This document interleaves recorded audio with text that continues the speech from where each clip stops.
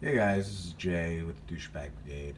Today we're going to do a quick, well, a little introspective and review so far of Majin Tensei II. You guys requested on Twitter for me to let's play this game, and I have to say I have been truly enjoying myself.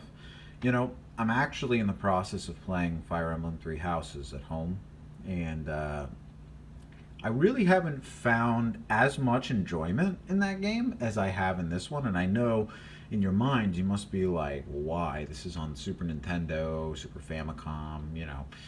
And honestly, it's really the idea of playing a strategy RPG game that allows you to fuse demons, and it really changes up who you're stuck with throughout the rest of the time being. Now, you're given human characters, which are your full time characters, but I only use two of them out of the five that I've been given. The other three kind of just sit in the background, protect the base. They have decent stats just based on storylines. But I've really enjoyed myself with this game. And I'm a huge Devil Survivor fan, as I've said in the past. But there's a charm to this that really makes it different than Devil Survivor. In Devil Survivor, there is a lot of story elements to it, but and it's a little bit more of a mixture in Devil Survivor of the original game of like a regular everyday strategy RPG mixed with your tactical RPG mixed with turn based, which is an awesome concept because no one's done it except for literally Atlas. And Devil Survivor 1 and 2, what a creative design choice for a strategy RPG or tactical RPG. And I'm certainly not going to diminish the credit that's due to them because it's a really great concept. However, being a strategy RPG or tactical RPG fan as I am, I was a big fan of Tactics Ogre, Final Fantasy Tactics. I mean, from the big names to the small names like Eternal Poison, the old Fire Emblems, of course, Shining Tears Saga, Rings, something here, Ring Saga, I think it was, on PS1. I mean, Langriser, I've played so many of these games, and I've loved all of them. Some better than others, but I've really enjoyed them overall. And so, when playing a game that's more based on those initial elements, that's where Majin Tensei II is strong. It is those old school tactical RPG, strategy RPG based games, but it incorporates so much more than your typical, oh, I stopped in front of you, attack, okay, let's wait for turn. Yes, obviously that's a large portion of the game, but the demon fusion concept really changes the gameplay up. And actually, one of the most creative pieces that I've seen in a Mega 10 game, and I actually would have enjoyed this and they do some of this, but not really. So, as opposed to Devil Survivor, where you fuse demons and you can carry over certain demon traits, in this game, the skills that you learn when you rank your demons to a certain level or rank, they gain a skill that then sticks with them to the next monster and sticks with them forever. It's an automatically learned skill, and you can learn many skills. If you've been watching, I have one demon who has 14, 15 skills. It's not limited by, the 3 or 6 slots that you would get in a Devil Survivor game. And honestly, this brings in a lot of strategic thought process when you're creating your characters, when you're deciding which ones you want to fuse, which ones you want to relinquish certain stats for in order to gain certain skills, and it's been a lot of fun.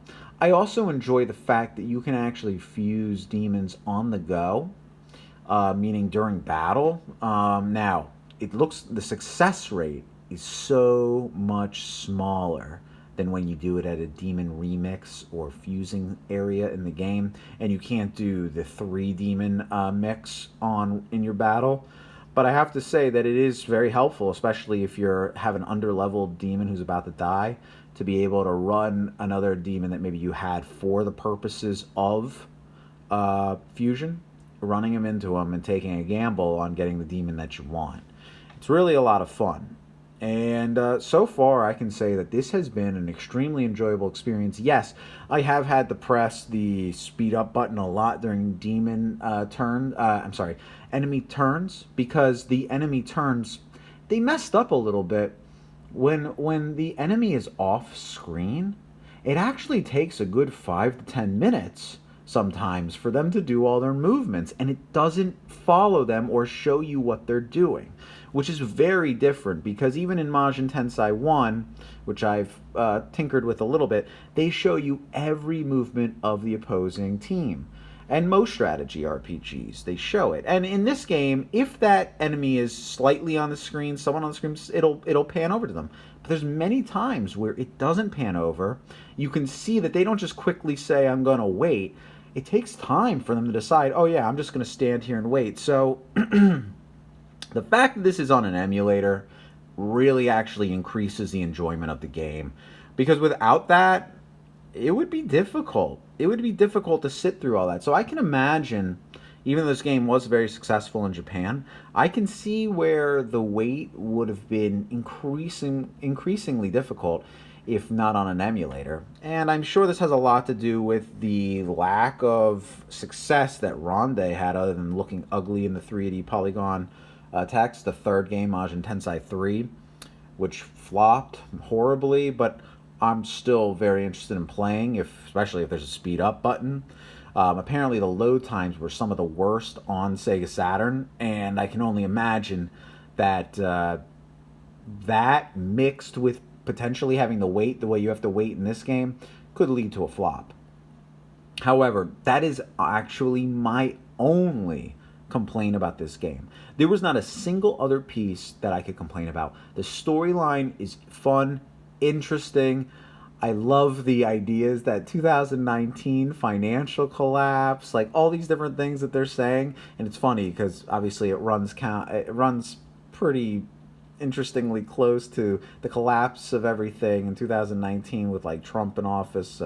Apologize if you're a Trump fan, but it's just pretty funny when you think about it, like from a political or economic perspective, with things being so volatile with the trade wars. Trade wars are mentioned in this game. It's like it was Nostradamus in this video game.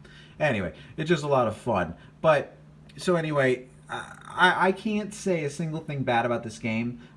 There's alignment paths. There's different choices that you make in the game that will affect which levels you play. I mean, I plan to revisit the game. I've made certain save states based on being able to make different choices to affect the overall game.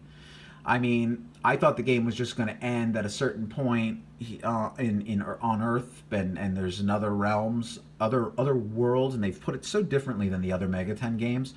Apparently, there's amnesia and paranoia, which are like heaven and hell.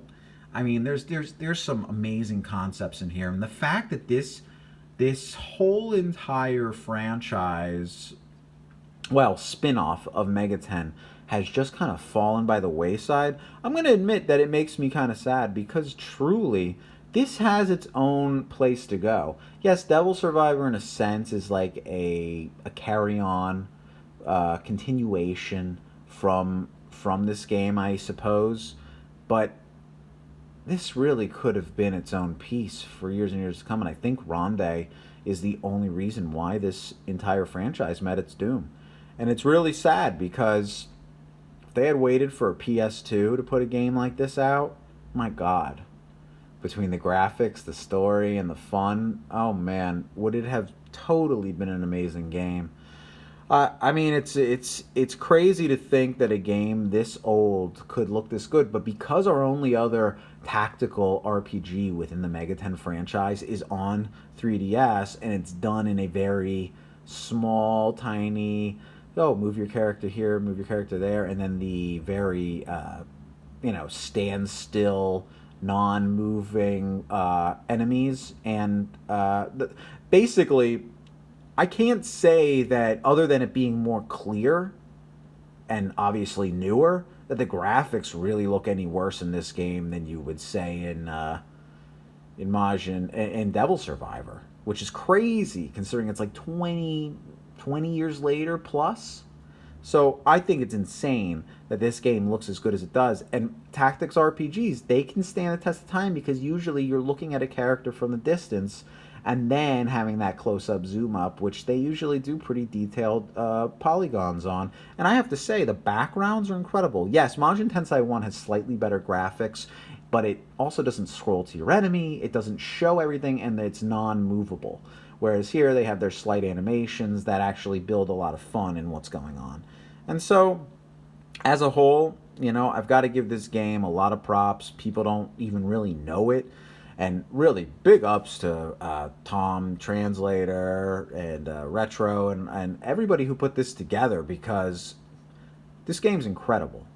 It really is. I have to say, it's easily making it into my A list, and I really didn't give it enough credit the first time I played it. This is a top game. This is not to be missed. Atlas has a star piece here, and man, I would not be pissed off if they remade or HD remake, or if they just made this game over from scratch, made another sequel. I would be so thrilled. But anyway, so this is Jay with Douchebag Brigade. Continue to watch. I will continue to link Twitter and YouTube.